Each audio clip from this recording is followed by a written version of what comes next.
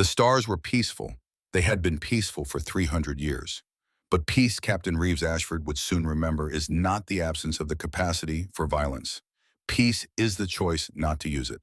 And someone was about to force humanity to make that choice again. 4 hours after they opened fire, the strongest fleet in the galaxy was nothing but debris drifting in the void.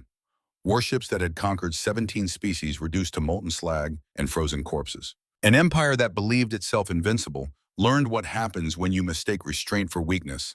This is the story of why that door was locked from the inside. This is the story of Captain Reeves Ashford and the day someone reminded humanity what it used to be. But to understand the awakening, you must first understand the sleep. 30 days earlier, Sanctuary Prime floated in the center of Coalition space like a jewel suspended in black velvet. 47 species called this station home. 47 different kinds of beings who had learned to live together, to trade together, to exist in harmony. The ships that drifted past the great viewing windows reflected that diversity. Vin vessels looked like crystalline sculptures, refracting starlight into rainbow patterns. Morak freighters were round and fat, resembling the fruit of their homeworld. Keleth warships, slim and elegant, cut through space like knives through water. And then there were the human ships, gray rectangles with engines attached. Nothing special, nothing threatening, boring, utilitarian, utterly forgettable. Exactly how humanity wanted them to appear. Ambassador Nathaniel Crane stood at that viewing window, 60 years of diplomatic service weighing on shoulders that had once carried a Marine Corps uniform. His hair had gone silver decades ago. His face bore the lines of a man who had negotiated peace treaties while remembering what war looked like. He watched a human cargo vessel, the Morning Star, drift past. Gray hull, standard engines, transponder, identifying it as a civilian freighter registered out of Luna. To any observer, it was exactly what it claimed to be. Crane knew better. Every human ship was a lie, and that lie had held for 3 centuries. His communicator chimed. Encrypted frequency. He recognized the protocol immediately. Ambassador Crane, he answered. Nathaniel. The voice on the other end belonged to General Marcus Webb at Earth Strategic Command. They had served together once before the Great Disarmament, before humanity had hidden its teeth behind a smile. We have a situation. Crane's jaw tightened. New harvest. The Zarn are circling. Our intelligence suggests they're preparing to make their move within 30 days. Crane closed his eyes. New harvest. 2 billion souls. One of humanity's largest colonies. Agricultural world universities, research facilities. Families. Children. His goddaughter's daughter lived there. Isabel Ashford. 17 years old. Brilliant. Studying wheat genome engineering. Wanted to feed the galaxy. What are we doing about it? Crane asked. We've submitted formal requests to the Coalition Council for a mutual defense pact. Expedited process. How many times had we submitted those requests, Marcus? Silence on the line. They both knew the answer. 17 times in the past century. 17 rejections. This time might be different, Webb said, but there was no conviction in his voice. And if it's not, another pause. Longer this time. When Webb spoke again, his voice was harder. Then I've been authorized to transmit the activation codes. Crane felt his heart skip. Protocol Fenrir. After 300 years, Nathaniel. God help us. The line went dead. Crane stood at the window for a long time watching ships drift past. Peaceful, serene, beautiful. The calm before the storm. 12,000 light years away. Captain Reeves Ashford was hauling mining equipment when her life ended. She just didn't know it yet. The Morning Star groaned as it decelerated from superluminal transit. The ship was 40 years old, patched together from spare parts and determination. It had been Reeves's home for 15 years, ever since she retired from the Earth Defense Force at the inexplicably young age of 27. She sat in the captain's chair, watching the destination system resolve on her screens. Another mining colony, another load of equipment, another paycheck that would keep her flying, keep her away from Earth, keep her away from memories she had spent 15 years trying to forget. Reeves was 42 years old. Dark hair pulled back in a practical bun, blue-green eyes that had seen things most civilians never would, hands that were steady on the controls because they had to be, because steadiness was all that stood between her and the nightmares that waited in the dark hours before dawn. The communicator chimed, not ship to ship, personal frequency, video call. She smiled for the first time in days and accepted the connection. Isabel Ashford appeared on the screen, and suddenly the universe was brighter. 17 years old, with her mother's eyes and her grandmother's smile, sandy blonde hair, freckles across her nose, the kind of genuine enthusiasm that only the young and hopeful possess. Mom, Isabel's face lit up. You're early. I wasn't expecting you to be in range for another 2 hours. Push the engines a bit, Reeves said. Her voice was softer now, gentler. This was the only person in the galaxy who got to see her like this. Wanted to catch you before your afternoon lab session. We made a breakthrough. Isabel was practically vibrating with excitement. The modified strain is showing 40% increased yield in low nitrogen soil.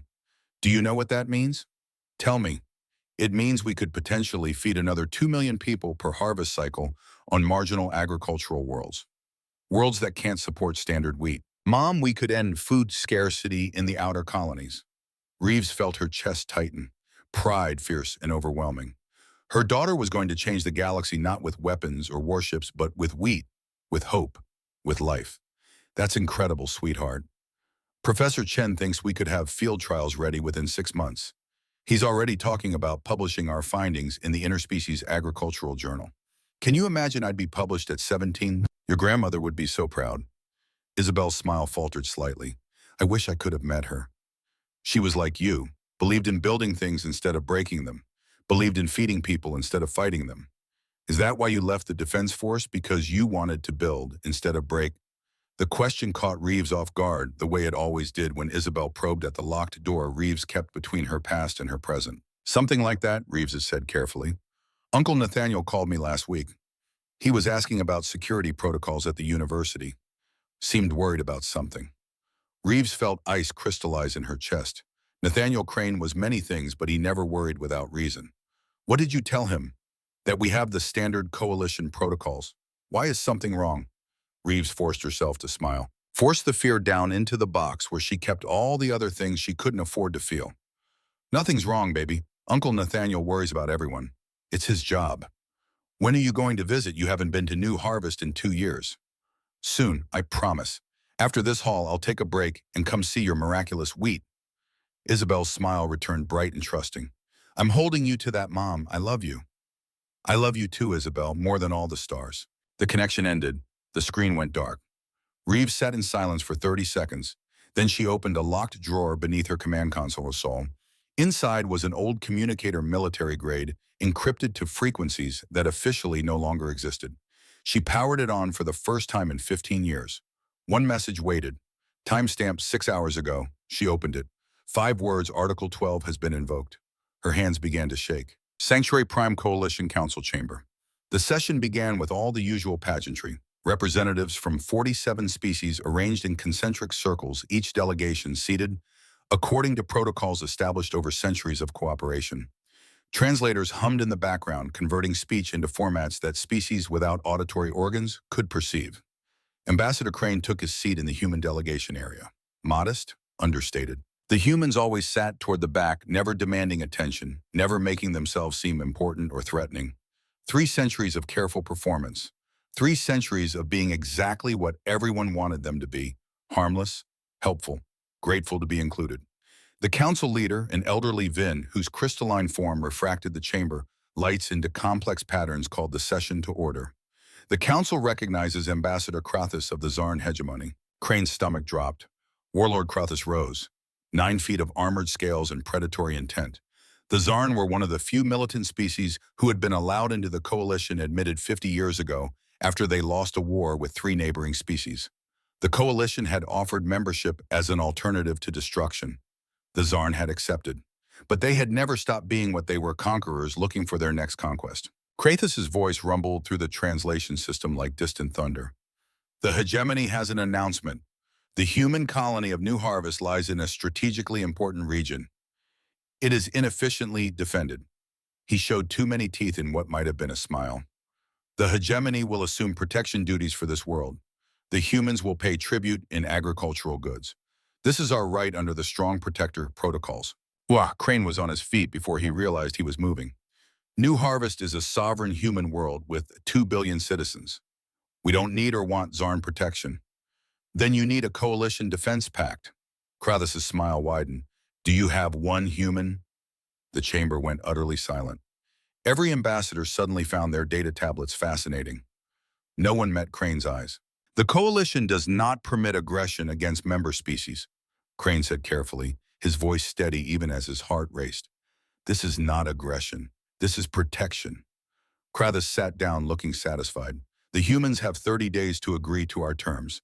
After that, we will be forced to take enforcement action. Crane called for a vote. Surely someone would stand with humanity. Surely after 300 years of friendship, of trade, of cooperation, someone would defend human sovereignty.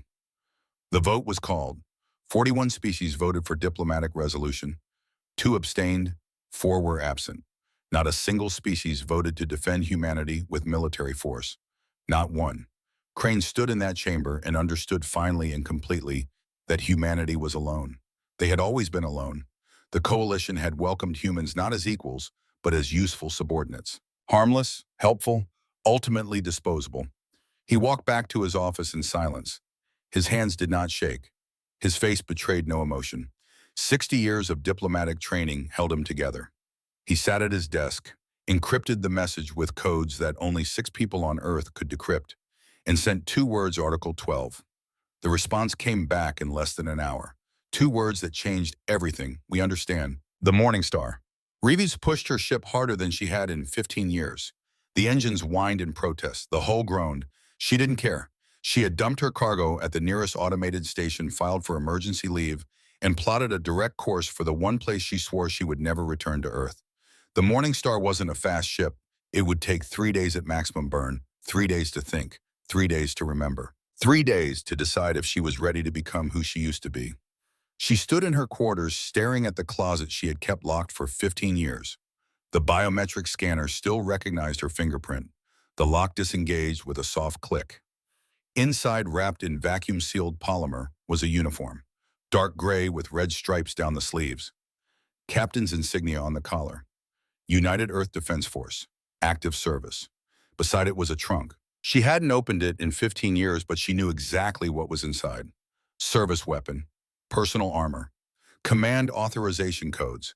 And at the very bottom, sealed in a titanium case, her captain's ring from the USS Relentless. The ship they told the galaxy had been decommissioned. The ship they said was now a museum piece orbiting Luna, a testament to humanity's peaceful intentions. Reeves had been there when they decommissioned it. She knew the truth. She sat on her bunk holding the uniform and let herself remember. 15 years ago. Captain Reeves Ashford, age 27, stood on the bridge of the USS Relentless and watched the most beautiful ship in the fleet power down for the last time. 3 kilometers of cutting-edge warship. The most advanced vessel humanity had ever built. Weapons that could crack planets. Shields that could shrug off nuclear detonations. A crew of 850, the best and brightest the Earth Defense Force had to offer. And they were turning it off, mothballing it, making it into a museum. Admiral James Blackwood stood beside her. He was 50, then gray at the temples, his face carrying the weight of decisions that would define a species. "This isn't fair, sir," Reeves said quietly. "No," Blackwood agreed, "it isn't. We built this fleet to defend ourselves, to make sure we'd never be victims again. And now we're just giving up." "We're not giving up, Captain. We're adapting. This feels like surrender." Blackwood was quiet for a long moment. Then he said something that Reeves didn't understand until much later. "The coalition wants to believe we're harmless, so we'll let them believe it. We'll be what they expect. Peaceful, compliant, grateful. For how long? For as long as it takes." He turned to her. "Captain Ashford, I'm offering you a choice. You can continue with the decommissioning process and transition to the reserves like most of your crew. Or you can understand that sometimes the best weapons are the ones nobody knows exist." Reeves stared at him. "Sir, I don't understand." "You will, someday. God willing, you'll never need to. But if that day comes," he placed a hand on her shoulder, "if that day comes, you'll receive a message. 2 words, and you'll know what to do." Reeves left the service 3 months later. Honorable discharge. Early retirement. She bought a cargo freighter and disappeared into the shipping lanes, just another ex-military spacer, making a civilian living. She told herself she had left the war behind. She was lying. Present day. The Morning Star dropped out of superluminal transit at the edge of the solar system. Reeves had pushed her engines so hard she was genuinely surprised they hadn't exploded. Earth filled her view screen. Blue and green and achingly beautiful. Home. And surrounding it, Reeves's breath caught. Surrounding Earth were ships. Thousands of them. Cargo haulers, mining vessels, colony transports, passenger liners, survey craft, every conceivable class of civilian vessel, all converging on humanity's homeworld in synchronized patterns that spoke of military precision hidden beneath civilian chaos. Morningstar, this is Earth Traffic Control. Transmit your authorization codes. Reeves pulled a titanium case from her trunk. Inside, the captain's ring gleamed. She slid it onto her finger. The ring synchronized with her ship's systems transmitting codes she didn't know her freighter possessed. 5 seconds of silence. Then, authorization confirmed. Captain Ashford, you are cleared for priority routing. Proceed to Luna Shipyard 7. A berth has been prepared for you. Luna Shipyard 7. The museum. Reeves engaged her engines and flew toward her past. As she approached the moon, she saw it. Impossible. Unbelievable. Glorious. Luna Shipyard 7 was blazing with activity. The old tourist attraction had transformed into a military installation operating at full capacity and docked in the main berth exactly where it had been decommissioned 15 years ago, the USS Relentless. But this wasn't the old ship. This was new. This was a Relentless that had never stopped being built, refined, perfected in secret, while the galaxy believed humanity had forgotten how to make weapons of war. Reeves felt tears on her cheeks. She hadn't cried in 15 years. Not since the day she left this ship. Not since the day she thought humanity had given up its right to defend itself. She had been wrong. They had never given up. They had just hidden, waited, prepared. For 300 years, humanity had been building an arsenal behind a smile, and someone had just given them a reason to use it. The Morningstar docked. Reeves suited up in the uniform she swore she'd never wear again. It still fit perfectly. As she walked through the umbilical toward the shipyard, she saw other captains arriving. Other retired officers. Other people who thought they had left the war behind. All of them wrong, all of them coming home. Admiral Blackwood met her in the main hangar. He was 68 now, white-haired, but his eyes were as sharp as ever. "Welcome back, Captain Ashford," he said. "Your ship is ready." Reeves looked past him at the Relentless, at the crew already boarding, at the arsenal that shouldn't exist. "How long?" she asked. "How long have you been building this?" "Since the day we decommissioned the first Relentless," Blackwood said. "Every cargo ship with hidden weapon mounts. Every mining laser that can be a ship killer. Every colony with underground factories. We've spent 3 centuries building a military that looks like a civilization. Why persona? Because we learned something the coalition hasn't figured out yet." Blackwood's expression was grim. "Real peace requires the strength to defend it and the wisdom to choose restraint. You can't choose restraint if you don't have strength to begin with." Reeves thought of Isabel, 17 years old, studying wheat, building instead of breaking, living in a colony that the coalition refused to defend. "New harvest," she said. Blackwood nodded. "The Zarn are moving within 30 days. They think we're weak. They think 300 years of peace have made us forget who we are. Have we? You tell me, Captain, do you remember?" Reeves looked down at her hands. Hands that had piloted warships. Hands that had fired weapons designed to end civilizations. Hands that had carried her daughter as a newborn and promised to always protect her. She had broken that promise. She had gotten comfortable. She had believed the lie that humanity's teeth and claws could stay hidden forever. "I remember," she said quietly. "Good." Blackwood handed her a data tablet. "You're in command of the Relentless. 850 crew already assembled. Full weapons loadout. We launch in 18 hours. Where are we going?" "New harvest." To remind the Zarn why that door was locked from the inside, Reeves took the tablet, pulled up the fleet manifest, her breath caught. 240 warships. All of them impossible. All of them hidden for 3 centuries. And more were coming online every hour. 3,400 capital ships total. An entire war fleet disguised as a peaceful merchant navy. "They're going to call us warmongers," Reeves said. "Let them," Blackwood replied.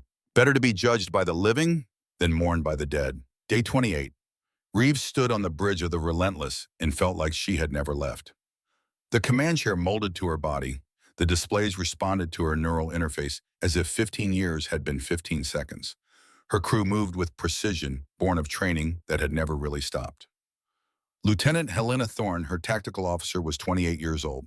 Brilliant. Recruited straight out of the Academy's Advanced Warfare Program. A program that officially didn't exist because the Earth Defense Force wasn't supposed to need one. Captain Helena said, "We're receiving final crew rosters from the other ships in First Fleet. All vessels report ready status. 240 warships. The first wave. The tip of the spear." Communications, Reeves said, "Fleet-wide channel." "Channel open, Captain." Reeves stood. The weight of command settled on her shoulders like an old coat. All ships, this is Captain Reeves Ashford of the USS Relentless. We are First Fleet. We are humanity's answer to 300 years of being treated as weak, as harmless, as acceptable collateral damage. She paused, looking at the view screen, showing Earth behind them. Home, worth fighting for. 36 hours from now, the Zarn will attack New Harvest. They believe we will accept it. They believe the coalition will do nothing. They believe humanity has forgotten war. Another pause. Her voice hardened. They are about to learn the difference between cannot hurt you and will not hurt you. They are about to learn what sleeping war gods look like when someone kicks the temple door. She sat down. All ships jumped to New Harvest. Maximum speed, no mercy. 240 warships vanished into hyperspace, leaving Earth behind. And on that beautiful blue planet, in classified facilities, hidden beneath museums and universities and civilian research centers, another 3,000 warships continued their silent preparation. Humanity was waking up, and the galaxy was going to remember why it should have let them sleep. Day 29, 2,200 hours. Reeves sat alone in her ready room, unable to sleep. In 18 hours, they would reach New Harvest. In 18 hours, she would either save her daughter or watch her die. The door chimed. "Come in." Ambassador Crane entered. He looked older than she remembered. Worn, but his eyes still held the steel she had always associated with the man who had once carried a rifle before he carried diplomatic credentials.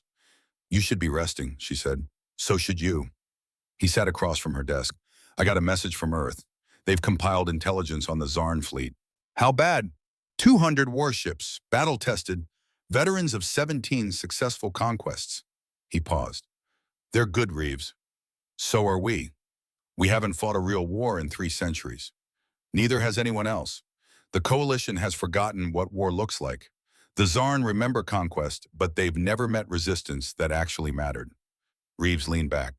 "We've spent 300 years studying every conflict in galactic history. We've learned from Sun Tzu and Clausewitz and 1,000 other generals whose names the aliens have never heard. While they forgot war, we perfected it in secret." "And if you're wrong," Reeves was silent for a long moment. Then she pulled up a video file on her display. Isabel smiling, talking about wheat. "I'm not fighting because I hate the Zarn," Reeves said quietly. "I'm fighting because I love her. Because I failed to protect her by believing that hope alone could maintain peace. She's still alive, Reeves. New Harvest has 30 hours before the deadline. Then we have 30 hours to make sure she stays that way." Crane stood to leave, then paused at the door. "The council is terrified. They're holding emergency sessions every 6 hours. They think we've gone rogue. Let them think whatever they want. They had their chance to do the right thing. They chose politics over principles." Reeves's voice was ice. "Now they get to watch what happens when you abandon people who know how to fight but chose not to. And what happens after if we win. If we win, Nathaniel, the galaxy learns a lesson it should have learned 3 centuries ago. Civilization is measured by what we choose not to do with our power. It's having the strength to destroy and choosing to protect instead." Day 30, 0400 hours. The Zarn ultimatum came at dawn, New Harvest local time. Warlord Crothes's face filled every screen on the colony. 9 feet of scaled malevolence, armored in the confidence of 17 successful conquests. "Humans of New Harvest, your time has expired. You will accept hegemony protection or face the consequences. You have 1 hour to begin evacuation of your leadership to our vessels. Refusal will be considered an act of war." The colonial governor was a woman named Patricia Reeves, no relation, though the shared surname had always made Isabel laugh. She was 70, gray-haired with a spine of pure titanium. Governor Reeves appeared on every screen moments after Crothes's ultimatum ended. "To Warlord Crothes and the Zarn hegemony, the people of New Harvest have voted. Our answer is no. We are citizens of Earth. We do not pay tribute. We do not bow. And we do not believe you have the courage to follow through on your threats against a defenseless civilian population." She leaned forward. "But just in case you do know that you're not facing a defenseless civilian population, you're facing humans. And humans have very long memories." The transmission ended. For 30 seconds, nothing happened. Then the Zarn opened fire. Plasma torpedoes streaked through vacuum. 40 orbital stations housing families, schools, research facilities. 40 points of light that held 40,000 lives. The torpedoes struck. The stations exploded in silence. No sound in vacuum, just light and expanding debris, and bodies flash frozen in the eternal dark. 40,000 people, dead in less than an hour. Isabel Ashford was in the University Orbital Station when it was hit. Her lab was researching wheat that could end hunger. She was 17 years old. She died trying to save her research samples. The distress signal reached First Fleet 43 minutes later. Speed of light delay. By the time the news arrived, Isabel had been dead for nearly an hour. Reeves was on the bridge when the sensor officer's voice cracked. "Captain, we're receiving emergency broadcasts from New Harvest. Multiple stations destroyed. Casualty estimates." The officer's voice broke. 40,000 dead, ma'am." Reeves stood perfectly still. "Confirmed. Confirmed, Captain." The Zarn fired on civilian stations. No warning, no provocation beyond the governor's refusal. The bridge went silent. 850 crew members watched their captain, waiting. Reeves walked to her command chair, sat down. Her hands did not shake. Her voice did not waver. "Communications send a message to Earth. Priority Alpha. Text only. Release the fleets." Message sent, Captain. "Helm, how long until we reach New Harvest?" 8 hours at maximum speed, ma'am. Make it 6. I don't care if you burn out the engines." "Aye, Captain." Reeves sat in that chair and stared at the view screen. At the stars, at the vast emptiness of space where her daughter had died 40 minutes ago. Helena approached carefully. "Captain, are you by? Lieutenant, I need you to pull up the tactical data on the Zarn fleet. I want firing solutions for every capital ship. I want their shield frequencies. I want every weakness in their formation." "Yes, ma'am." Helena hesitated. "Captain, the rules of engagement." Reeves finally looked at her. Helena took a step back. There was something in the captain's eyes that hadn't been there before. Something cold and ancient and absolutely terrifying. "The rules of engagement," Reeves said softly, "are Protocol 7. No restrictions, no mercy, no quarter asked or given." "Captain, that protocol hasn't been used in 300 years. I know." Reeves's voice was dead calm. "But they just reminded me why it exists. Now we remind them why humanity wrote it in blood." She stood, addressed the entire bridge. "They killed 40,000 civilians. They killed my daughter. They did it because they thought we were weak, because they thought 3 centuries of peace had made us forget who we are." Her voice rose, not shouting, something worse, something quietly furious. "They were wrong. We didn't forget war. We mastered it and chose to set it aside. Today they forced us to remember, and they will regret that choice." She sat back down. "All hands battle stations. Fleet-wide alert status. Prepare to engage." Across First Fleet, 240 warships went to war mode. Weapons that had been hidden for 3 centuries powered up. Shields that could stop nuclear detonations energized. Crews that had trained in secret their entire lives prepared to show the galaxy what humanity had been hiding. The war gods were awake, and someone was going to pay. End of Part 1. The Relentless and her sister ships raced through the dark carrying vengeance and grief, and 300 years of restrained violence finally unleashed. Behind them, Earth transmitted 2 words to every human ship, every colony, every outpost, Protocol Fenrir. And across human space in shipyards and colonies and installations, the Coalition didn't know existed. Thousands more warships began to wake. The galaxy was about to learn a lesson written in fire and blood. Peace maintained through weakness is just a pause between victimizations. Real peace requires the strength to defend it. Humanity had that strength. They had just been kind enough not to use it. That kindness was over. Someone had kicked the temple door. Now they would meet what had been sleeping inside. First Fleet emerged from hyperspace at the edge of the New Harvest system, like ghosts materializing from nothing. 240 warships, dark gray hulls with red stripes, silent, deadly, exactly where they needed to be. Captain Reeves Ashford stood on the bridge of the USS Relentless and looked at the tactical display. The Zarn fleet hung in orbit around New Harvest like vultures around a corpse. 200 warships, battle-tested predators who had conquered 17 species. They had no idea what was coming for them. "Sensor report," Reeves said quietly. 200 Zarn capital ships, Captain. Conventional formation. They're maintaining blockade positions around the planet. Debris field from the orbital stations is still expanding. Helena Thorne's voice caught slightly. "Confirmed 40,000 casualties. No survivors recovered from the stations." 40,000. Isabel was one number in that count. One life among thousands. But to Reeves, she was everything. "Are they detecting us?" "Not yet, ma'am. We're at extreme sensor range. They're not scanning for threats because they don't believe any exist." Reeves felt something cold and dark settle into her chest. Good. Let them believe they were safe. Let them believe humanity was weak. Let them believe right up until the moment they learn the truth. Fleet status. All ships report ready. Captain, weapons charged, shields at maximum. We are awaiting your orders. Reeves looked at her crew, 850 souls who had trained for this their entire lives, who had believed they might never need to use that training, who were about to discover that 3 centuries of preparation had not been wasted. Open a channel to the fleet. Command frequency. Channel open, Captain. Reeves stood. Her voice carried the weight of 300 years of hidden preparation, 300 years of restraint about to end. All ships, this is Ashford. Our mission is simple liberation and retaliation. The Tsar murdered 40,000 civilians because they believed we were weak. They believed the coalition's lie that humanity had evolved beyond violence. She paused, let her words sink in. They were wrong. We didn't evolve beyond violence. We mastered it and chose not to use it. There is a difference. Today we show them which one we are. Another pause, shorter this time. Rules of engagement, Protocol 7, no restrictions. I want every Zarn warship disabled or destroyed. I want their fleet broken so thoroughly that no one in this galaxy ever mistakes our restraint for weakness again. She sat down. All ships advance to engagement range. Attack formation Delta. On my mark. 240 warships began to move. Silent. Coordinated. Perfect. The Zarn finally noticed them 3 minutes later.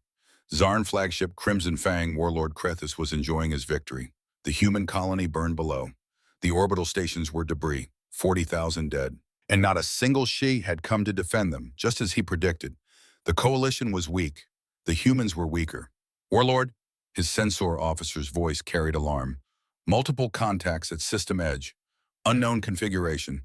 Count is, a pause. 200 plus vessels. Military configuration. Krathis felt a flicker of interest. Finally, someone with courage. Identify them. Unable to match against known military designs, Warlord. They're just sitting there, not advancing. Krathis studied this tactical display. The ships were strange, dark gray, rectangular, almost crude in appearance. But there were many of them, and they had appeared with military precision. Hail them, he ordered. The communications officer worked her console. Channel open, Warlord. The view screen flickered. A human female appeared, small by Zarn standards. Dark hair pulled back, eyes the color of ice. She wore a gray uniform with red stripes. Military? Official? Interesting. I am Warlord Krathis of the Zarn hegemony, he began, showing his teeth. You are outmatched human. Surrender your fleet, and we will allow you to evacuate New Harvest peacefully. The human tilted her head slightly. The gesture reminded Krathis of a predator studying prey. I am Captain Reeves Ashford of the United Earth spaceship Relentless, she said. Her voice was quiet, calm, utterly without fear. This is your only chance, Warlord. Withdraw from New Harvest immediately. Leave this system and never return. Kratos laughed. The sound boomed through the bridge. His crew joined in. This tiny human thought she could give him orders. Or what human, you'll glare at us sternly. Your people are merchants and artists. You play with food and music. You don't know war. The human's expression didn't change. You're right about one thing, Warlord. We're not merchants pretending to be warriors. She leaned forward slightly. We're warriors who are pretending to be merchants. There's a difference. You have 1 minute to begin your withdrawal. The transmission ended. Krathis stared at the blank screen for 3 seconds. Then he began laughing again. The arrogance, the delusion. These humans truly believed they could threaten the hegemony. How long until they're in firing range? He asked. They're advancing now, Warlord. Weapons range in 90 seconds. Prepare to fire on their flagship. I want it destroyed. Make an example. Yes, Warlord. 60 seconds passed. The human ships continued their advance. Steady, unwavering, like they actually believed they had a chance. Firing range achieved, Warlord. Fire, full barrage. Destroy that arrogant human. The Crimson Fang's main weapons charged. 3 plasma torpedoes, each carrying enough energy to vaporize a city block, streaked across space toward the human flagship. Direct hits, all 3. The bridge crew cheered. The cheering died as the sensor officer's voice cracked. Warlord, their shields held. No damage. The torpedoes just disappeared. What? I don't understand, sir. The energy readings show the torpedoes struck, but they didn't explode. They just ceased to exist. Their shields are operating on principles I've never seen before. Krathis felt the first cold finger of doubt touch his spine. All ships open fire, everything we have. 200 Zarn warships unleashed hell. Plasma cannons, missile batteries, railguns, enough firepower to crack a moon. The space between the two fleets lit up like a newborn star, and the human shields held. Every ship, all 240 of them. Impossible, Krathis whispered. Then the humans returned fire, USS Relentless. Reeves watched the Zarn barrage dissipate against her fleet's shields like rain against stone. Beautiful. 3 centuries of physics research. Of learning how to bleed energy into dimensions the Zarn didn't know existed. Of turning defense into an art form. Shield integrity, she asked calmly. Fleet-wide average of 97%, Captain. The Zarn weapons can't penetrate. Their energy signatures are too conventional. Good. Reeves looked at her tactical officer.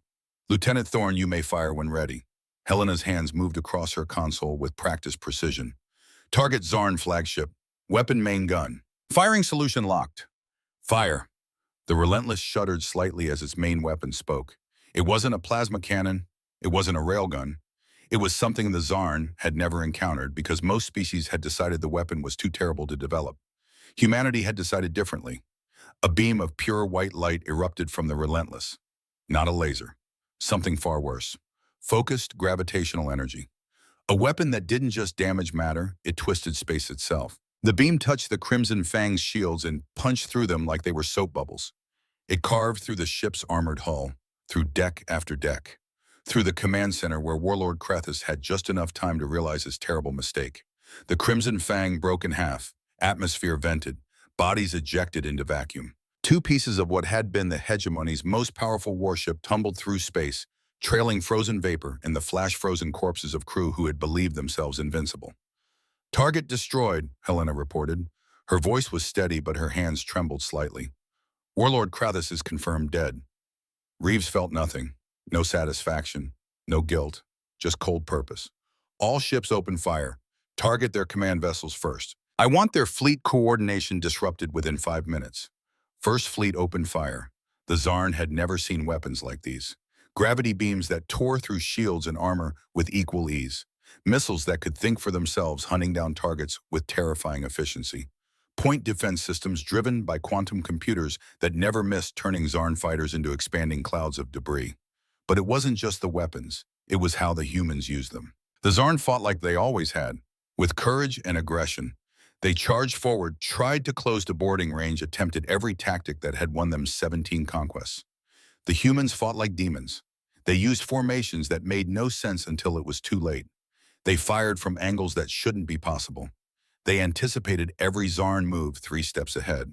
Because humanity had been studying war for 10,000 years. They had texts from Sun Tzu and Clausewitz. They had learned from Napoleon and Patton and Zhuge Liang and 1,000 other generals whose names the galaxy had never heard. While other species forgot war, humanity had turned it into an art form, had hidden that art behind smiles and trade agreements, had waited 3 centuries for someone to give them permission to remember. The Zarn had kicked the temple door. Now they met the war gods. 4 hours later, the Battle of New Harvest was over, 120 Zarn warships destroyed. 80 crippled, their weapons offline, their engines dead. The survivors hung in space like wounded animals, waiting for the killing blow.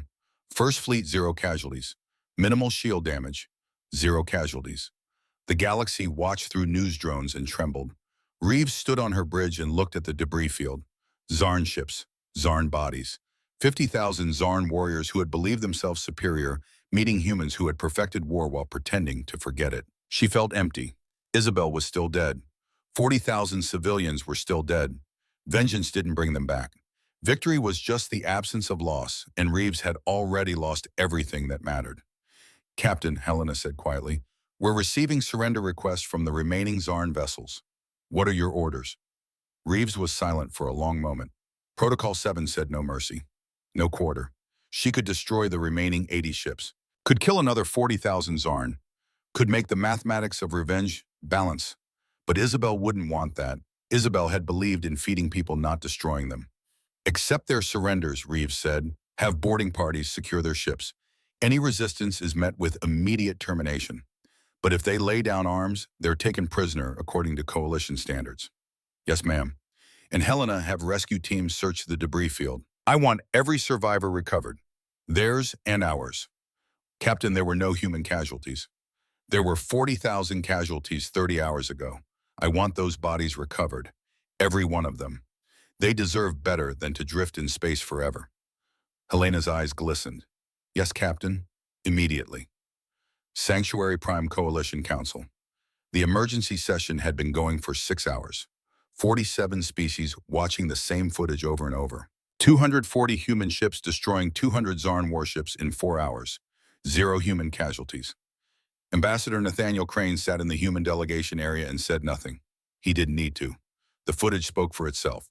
The council leader, the elderly Vin, whose crystalline form reflected his agitation in scattered light patterns, finally spoke. How did humanity hide this? A coalition intelligence officer named Tavera stood. She was Vin, as well one of the galaxy's best analysts. She looked physically ill.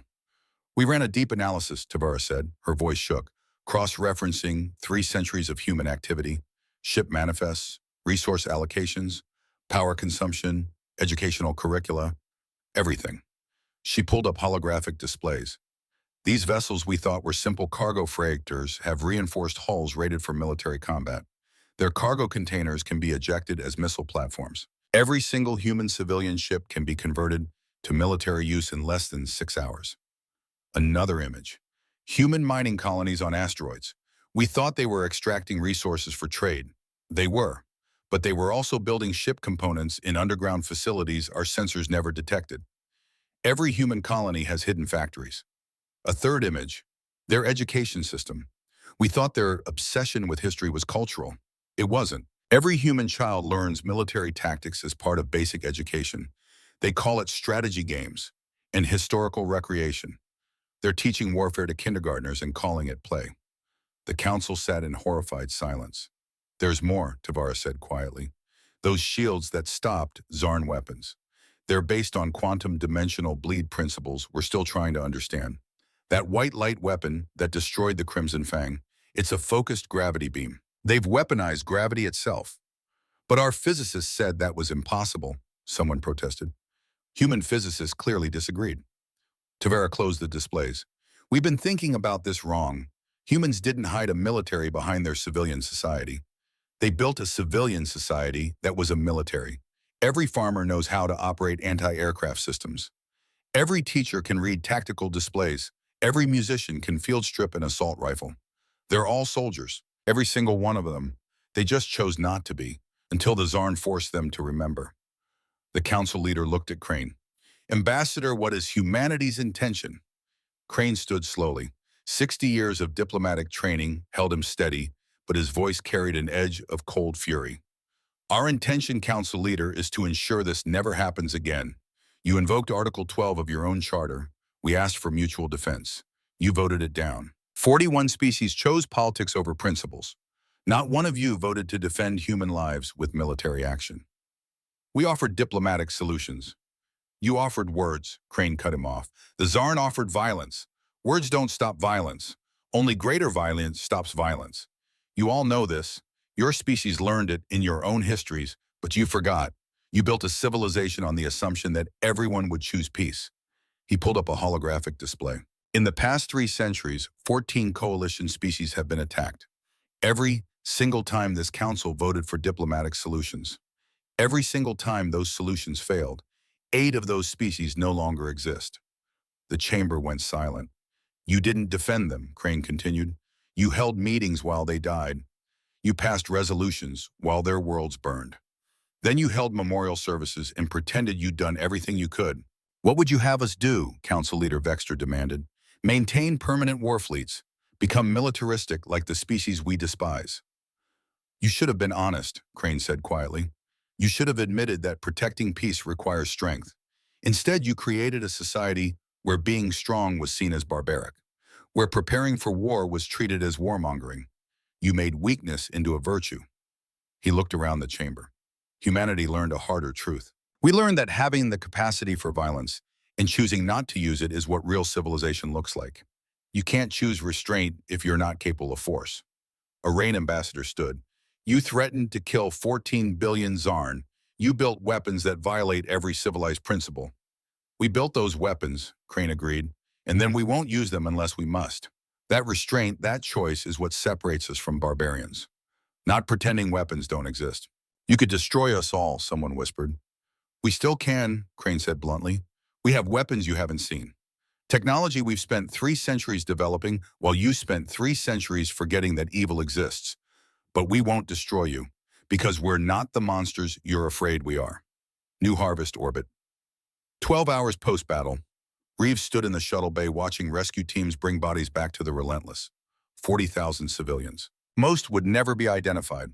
The plasma torpedoes had been too thorough, but they would all be honored, all be remembered. A Marine lieutenant approached. Captain, we've finished securing the Zarn prison vessels. 12,000 enemy combatants in custody. How are they being treated? Medical care for wounded, food and water for all. We're following coalition prisoner protocols. Good. Reeves turned to face him. I want every Zarn prisoner to understand something, Lieutenant. We had the power to kill them all. We chose not to. Make sure they know that. Yes, ma'am, Helena appeared. Captain, you have a visitor. She's unusual. Who tell? Commander Thalen Zarn. She was the tactical officer on one of their cruisers. She's requesting to speak with you personally. Reeves was silent for a moment. Then bring her to conference room 3. I'll meet her there. Conference room 3 was stark, functional, 2 chairs, a table, nothing else. Commander Thalen entered under guard. She was 7 feet tall, covered in dark green scales with intelligent golden eyes that studied Reeves carefully. She wore the remnants of a Zarn naval uniform, scorched and torn. Reeves dismissed the guards. Thalen's eyes widened slightly. You're not afraid of me, Thalen asked. Should I be, your ship is destroyed. Your fleet is broken. Your warlord is dead. What can you do to me that hasn't already been done? Thalen was silent. Then why did you capture us? Why not just destroy every ship after what we did to your people? You had every right. I had the power, Reeves corrected. Rights are philosophical constructs. Power is real. And yes, I had the power to kill every Zarn in this system. She sat down, gestured for Thalen to do the same. After a moment, the Zarn warrior sat. My daughter died on that station, Reeves said quietly. She was 17 years old. She was studying agricultural genetics. She wanted to engineer wheat that could grow in marginal soil. She wanted to feed the galaxy. Thalen's eyes closed. I'm sorry. Your people killed her because you believed we were weak? Because you thought 3 centuries of peace meant we had forgotten war? You're not sorry. You're shocked that you lost. Yes, Thalen said after a moment. Honest. Direct. We've conquered 17 species. None of them fought back effectively. We thought we were invincible. You thought you were strong. There's a difference.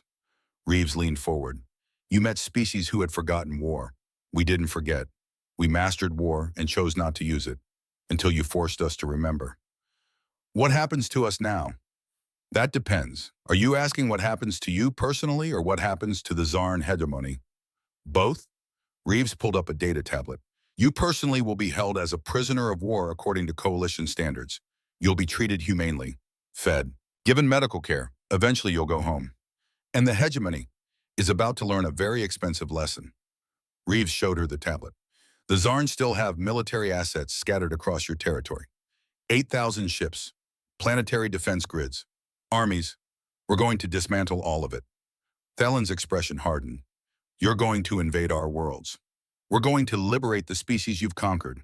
We're going to disarm your military. And then we're going to do something that will probably confuse you. What? We're going to help you rebuild. Thalen stared. What?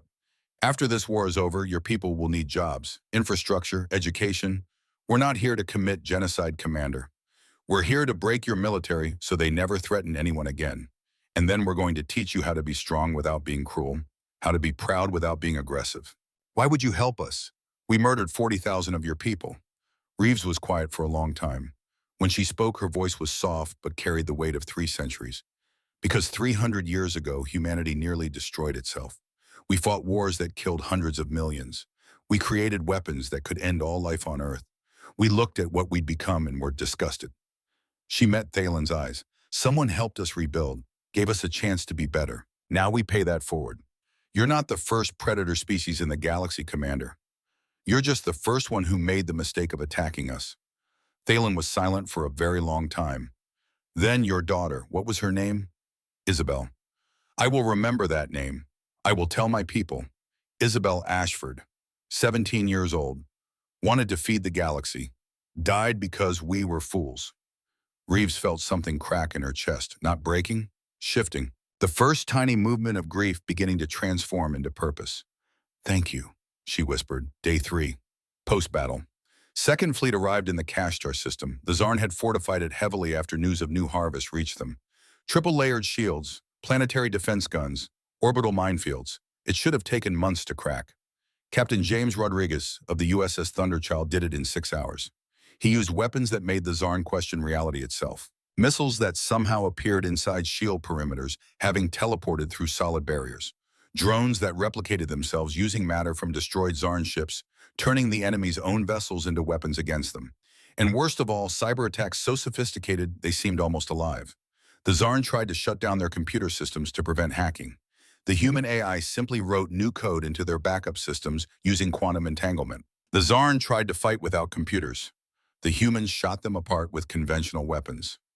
There was no winning move. Day 7. Third Fleet hit Zarn mining operations in the Keter Belt. These weren't military targets. They were industrial facilities, lightly defended. The Zarn expected destruction. Instead, the humans boarded them, captured them intact, secured the workers and gave them a choice: surrender or die.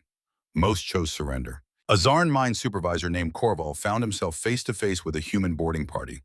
Their leader was a woman, Captain Sarah Martinez of the USS Valiant. She held a rifle, but it was pointed at the deck.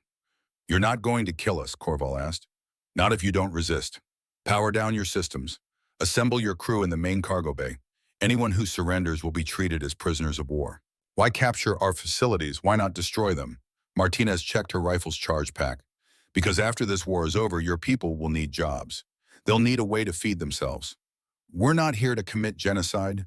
We're here to break your military so they never threaten anyone again. You're conquering us to help us. No, we're conquering you to teach you. There's a difference." Day 12, Fourth Fleet encountered the Zarn Second Armada. 200 fresh warships that had been held in reserve. The Zarn commanders were confident. These ships had newer weapons, better shields. They had studied human tactics from New Harvest. It didn't matter. Admiral Patricia Chen, commanding from the USS Defiant, introduced a weapon the Zarn had never considered: relativistic kill vehicles.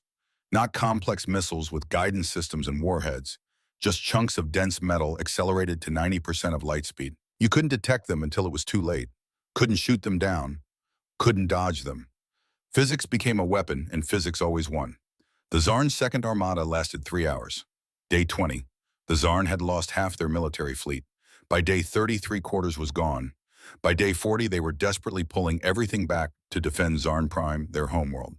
Captain Reeves Ashford stood on the bridge of the Relentless and studied the intelligence reports. Every remaining Zarn asset was congregating at their home system.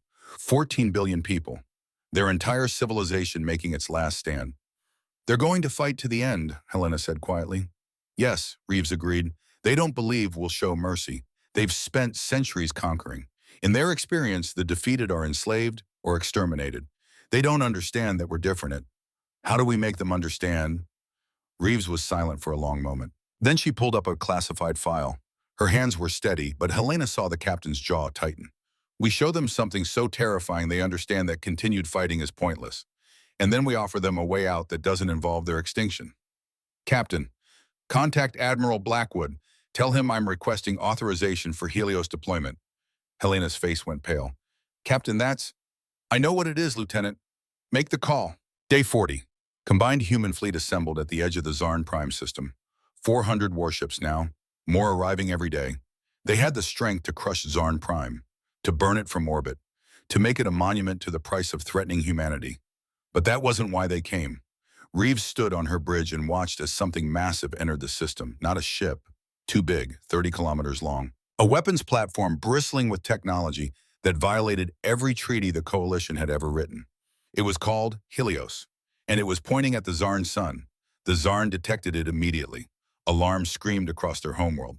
Scientists ran calculations and came back with numbers that couldn't be real. "What is that?" Chancellor Vorath demanded. He was old by Zarn standards, his scales grayed with age, but his mind was still sharp. "A weapons platform, Chancellor. Energy readings are impossible. If it fires, if it uses its main weapon, The science advisor's voice trembled. It could destabilize our sun. Our star would go supernova. Everything in this system would die within hours. 14 billion people. The entire Zarn species lived in this system. They had colonies elsewhere, but 90% of all Zarn called this place home. They wouldn't, Vorath whispered. They can't. No species would commit genocide. Chancellor, the humans built it, and they brought it here for a reason. A transmission came through. Every screen across Zarn Prime lit up with the same image. Captain Reeves Ashford in her dark gray uniform, ice blue eyes, expression unreadable. People of the Zarn hegemony, she began. Her voice was calm, matter of fact. I am Captain Reeves Ashford. That platform you've detected is called Helios. It is capable of destroying your sun. Before you ask, yes, we would use it. She paused. Let that sink in. Not because we want to, but because you need to understand that this war is over. You lost.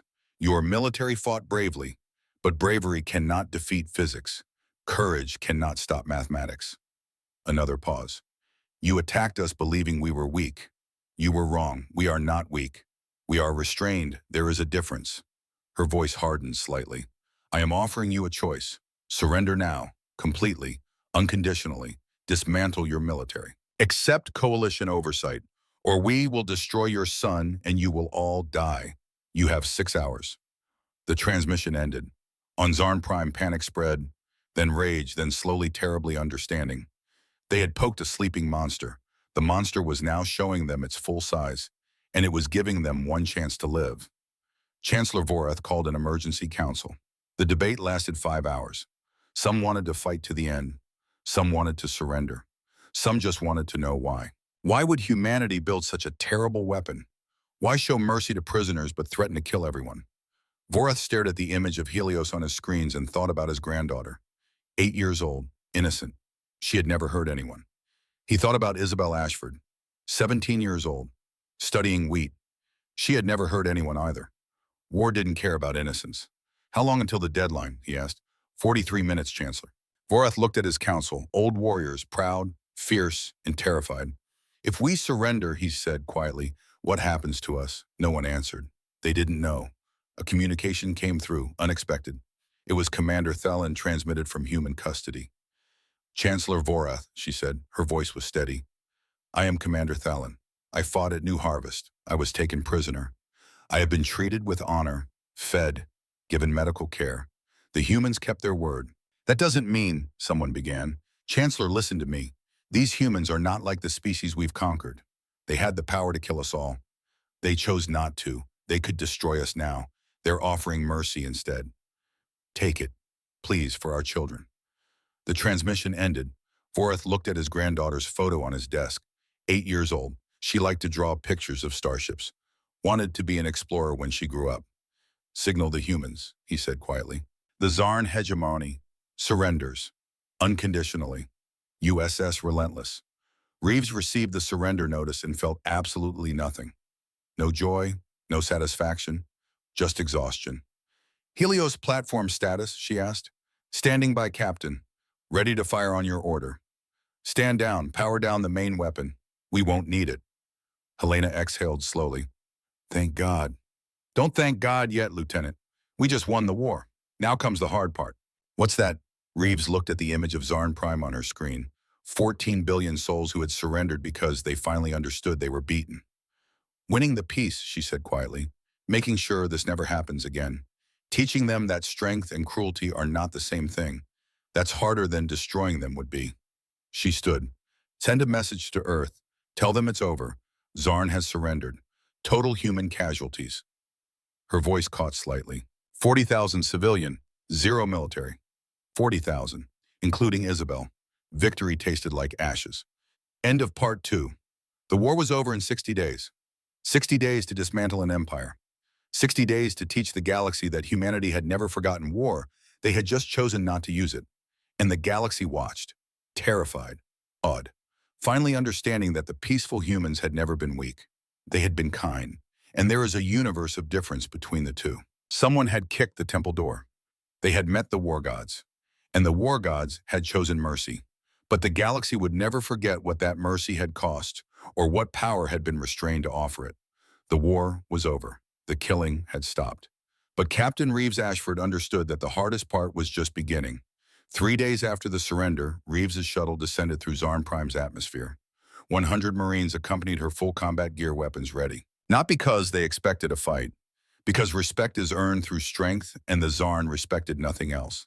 The capital city of Zarthok sprawled beneath them, massive, ancient, built by a warrior culture over millennia. Spires of dark stone reaching toward a crimson sky. Everything about it spoke of a civilization built on conquest. And now that civilization knelt. Chancellor Vorath waited in the Plaza of Victories, a space designed for triumph celebrations after successful wars. How fitting that it would host their greatest defeat. Reeves stepped off the shuttle. Vorath stood at the center of the plaza, surrounded by what remained of his government. Old warriors, most of them, scarred, proud, broken. The Chancellor knelt. Reeves stopped 3 meters away. "Stand up." Vorath looked up, confusion flickering across his reptilian features. "Stand up," Reeves repeated. Her voice was firm but not cruel. "We don't humiliate the defeated. That's what barbarians do." "We're not barbarians." Slowly, uncertainly, Vorath rose. Around him, his council did the same. "You surrender unconditionally," Reeves said. It was not a question. "We do, Captain Ashford. The Zarn hegemony places itself at humanity's mercy."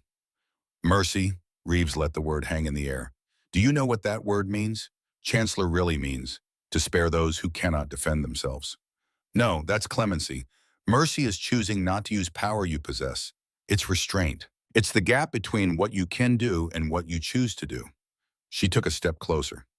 "We could have destroyed your son, killed 14 billion people. We had the power. We chose not to. That is mercy." Vorath's scales darkened, a sign of shame in Zarn physiology. "What do you want from us?" Reeves pulled out a data tablet. "These are the terms, non-negotiable. 20% of your gross domestic product goes to New Harvest as reparations for 50 years. Your military is reduced to 10% current-size defensive operations only. Coalition oversight teams will monitor your government. Your education system will be reformed to teach cooperation instead of conquest." She handed him the tablet. "You will pay, you will change, or you will cease to exist. Those are your options." Vorath studied the terms. His hands trembled slightly. "These conditions, they will cripple us economically. Our people will suffer. Your people should have thought about that before you murdered 40,000 civilians." Reeves's voice was ice. "My daughter was 17 years old. She wanted to engineer wheat that could feed the galaxy. She died because you believed we were weak. Yes, Chancellor, your people will suffer. They have earned that suffering." Silence stretched across the plaza. Wind whistled through the stone spires. Then Reeves said something that clearly surprised every Zarn present. "However, humanity will provide economic assistance, reconstruction aid, technology transfers. We will help you rebuild your infrastructure, train your workers for peaceful industries, transition your economy from war to peace." Vorath stared. I don't understand. "You will punish us and help us. We will make you pay for your crimes, and then we will teach you not to commit them again. That's how you break a cycle of violence, Chancellor. Punishment alone creates resentment. Help alone creates dependency. Both together create change." She gestured to her Marines. "We're not here as conquerors. We're here as teachers. 300 years ago, humanity nearly destroyed itself. We were saved because someone chose to help us rebuild. Now we do the same for you." "Why?" Reeves was silent for a moment. When she spoke, her voice carried the weight of 10,000 years of human history. "Because we remember what it's like to be the villain. We know what genocide looks like. We've done it to ourselves. We've committed atrocities that would make your conquest look merciful. And we learned painfully that the only way out of that darkness is through mercy and education." She met Vorath's eyes. "Your children don't need to be warriors, Chancellor. They can be engineers, scientists, artists, farmers. We will teach you how." 2 weeks later, New Harvest. The memorial was held on the planet's surface, a field of 40,000 white stone markers, each one inscribed with the name. Captain Reeves Ashford stood before one marker in particular. Isabel Marie Ashford, age 17. She wanted to feed the galaxy. Beside her stood Governor Patricia Reeves and Ambassador Crane. Behind them, thousands had gathered. Humans. And surprisingly, Zarn. Commander Thallon stood with a delegation of former prisoners of war. The ceremony began. 40,000 names read aloud. It took hours. When they reached Isabel's name, Reeves felt her chest tighten, felt the weight of grief she had been holding back finally pressing down. Tears came. For the first time since Isabel died, Reeves allowed herself to cry. A hand touched her shoulder, Helena Thorne standing beside her. Then another hand, Governor Patricia. And then unexpectedly, Commander Thalen approached. The Zarn warrior knelt and placed something at the base of Isabel's marker. Seeds. Wheat seeds. Native to the Zarn homeworld. In my culture, Thalen said quietly, we honor the dead by ensuring their dreams live on. Your daughter wanted to feed people. Perhaps these seeds and her research can be combined. Perhaps something good can grow from this tragedy. Reeves stared at the seeds, at the impossible gesture of respect from an enemy who had learned the cost of cruelty. Thank you, she whispered. After the names were read, Reeves stepped forward to speak. War doesn't have victors and losers, she began. It has the dead and the survivors. We honor both today, our 40,000, and the Zarn who died in battle. She paused. 100,000 Zarn warriors died fighting us. They were soldiers following orders. They believed their cause was just. They were wrong, but they were still people. They had families, they had dreams. She looked at Thalen. We honor them not because we forgive what the Zarn did. We honor them because refusing to see the humanity in our enemies makes us into the monsters we claim to fight. She placed her hand on Isabel's marker. My daughter believed in building instead of destroying. She died because someone believed violence was the answer. I could let that turn me into something she wouldn't recognize. Or I can honor her by trying to build the galaxy she believed in. We won the war. Now we have to win the peace. That requires us to forgive without forgetting, to show mercy without betraying justice. Isabel would have wanted that, so that's what we'll do. 3 days later, Reeves walked through the ruins of the University Orbital Station. The research vault was built to withstand everything the seal had held. Inside, preserved in cryogenic suspension, were Isabel's samples. Wheat genetics, modified strains, years of research, her daughter's legacy. Dr. Sarah Kim stood beside her. The samples are intact, Captain. Isabel's research was brilliant. With proper resources, we could have field-ready strains within 6 months.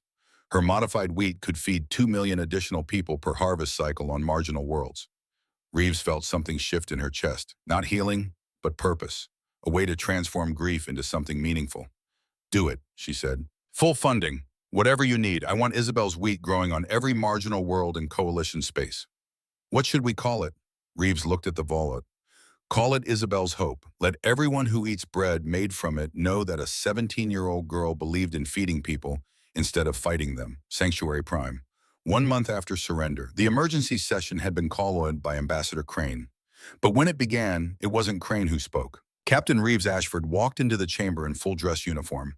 Dark gray with red stripes, every medal earned, every commendation from 2 months of war. She looked like what she was, a warrior forced back into her true nature. The council fell silent as she approached the center platform. Members of the Coalition Council, Reeves began.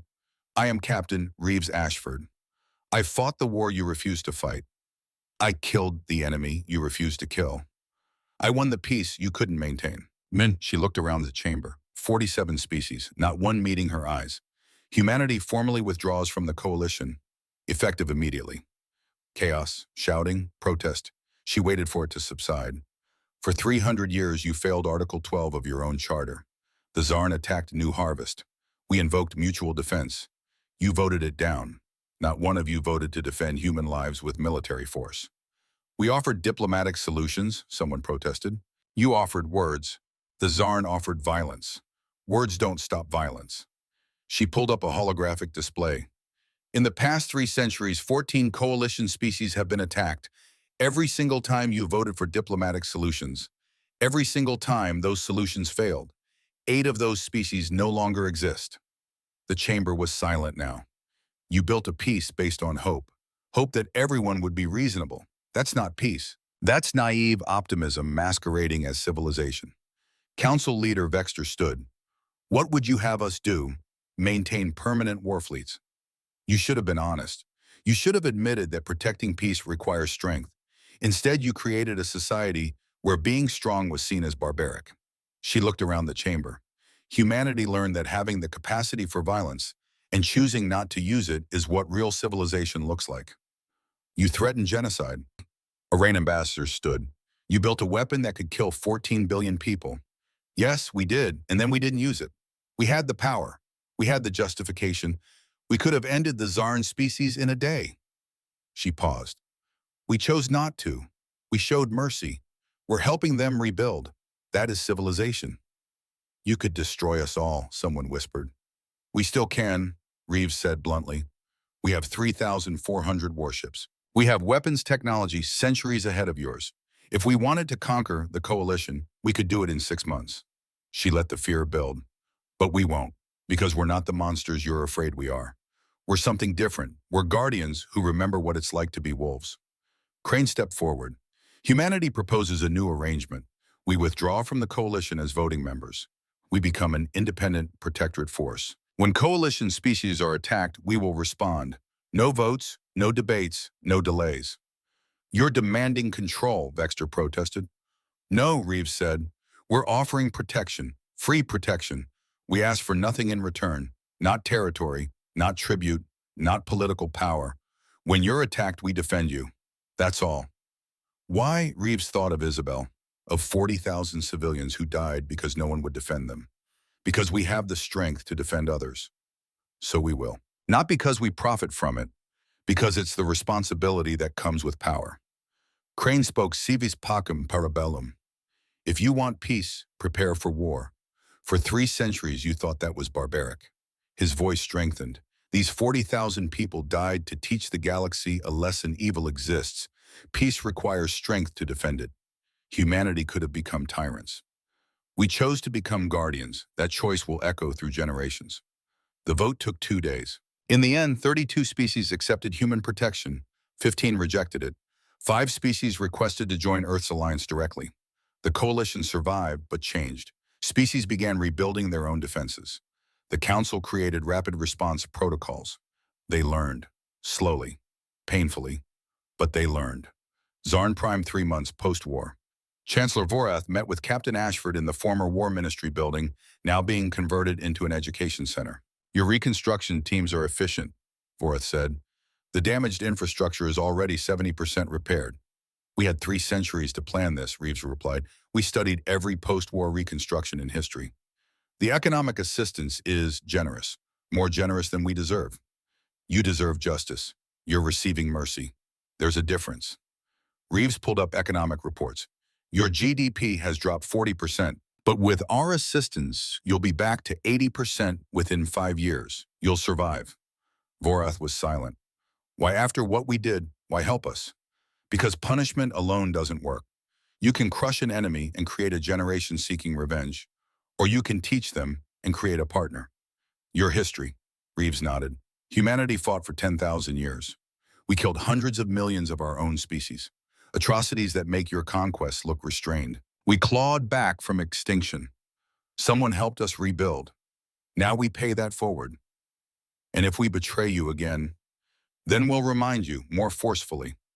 Reeves's expression was hard, but I don't think you will. You've seen what we're capable of. More importantly, you've seen what we're capable of not doing. The difference between barbarians and civilization, Vorath said quietly. Exactly. Barbarians destroy because they can. Civilization restrains because it chooses to. That choice is everything. Vorath pulled up a document. The Zarn Council has been discussing something. A request. What request? In 10 years, when we have proven we have changed, we would like to request membership in the Terran Defense Concordat to help protect the galaxy, to prove we've learned. Reeves was silent for a long moment. 10 years is a long time. A lot can change. But if you truly reform, if you show you've learned that strength and cruelty are not the same thing, then yes, we'll consider it. Former enemies can become allies. That's the whole point. 5 years later. Commander Helena Thorne, now Captain Thorne, stood on the bridge of the USS Valiant, her first command. She was 33 now, seasoned by 5 years of peacekeeping operations. Captain, we're receiving a distress signal from the Miri system. Unknown raiders attacking civilian shipping. The Miri, the species who had nearly been wiped out by pirates 15 years ago because the coalition debated for 3 months before acting. How many raiders? 12 ships. Set course for Miri space, maximum speed, combat alert status. The Valiant and her escort group jumped to hyperspace. They arrived 40 minutes later. The Valiant disabled all 12 ships in 17 minutes. Zero casualties. The raiders surrendered immediately when they realized they were facing human warships.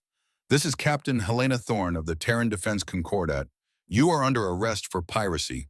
Power down your vessels and prepare to be boarded. They complied, because everyone in the galaxy had learned you don't fight humans. After securing the prisoners, Helena received a transmission from the Miri government. The Prime Minister, tears streaming down her face. Thank you, you came so quickly. Not like before. Thank you.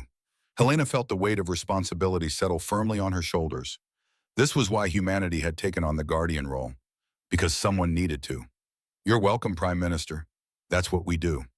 10 years after the war, Grand Admiral Reeves Ashford stood in the conference room of Terran Defense Headquarters above Earth.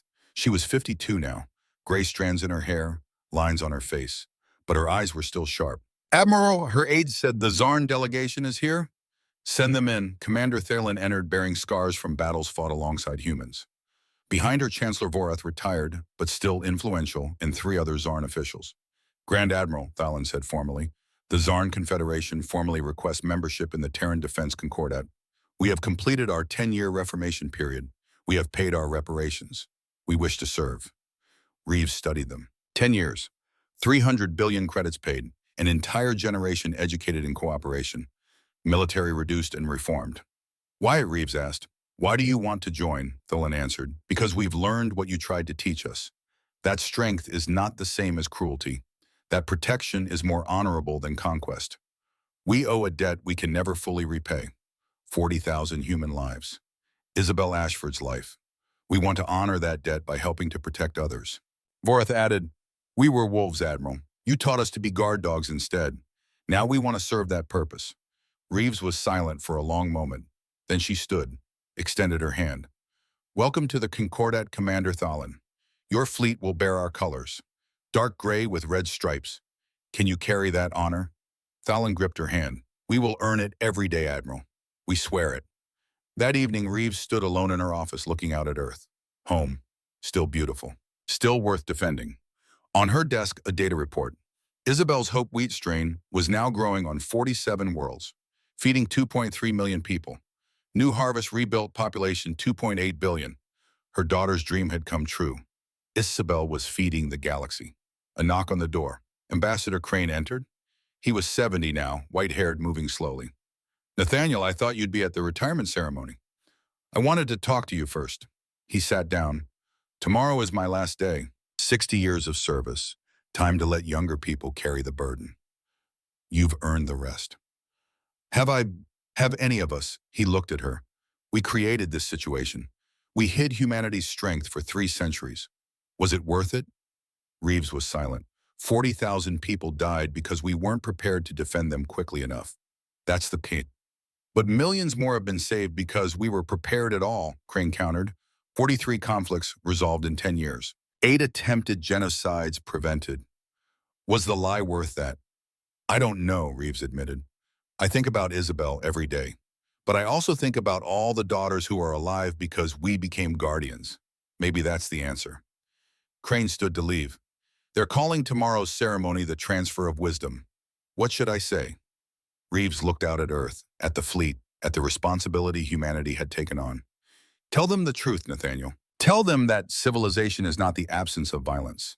It's the mastery of violence.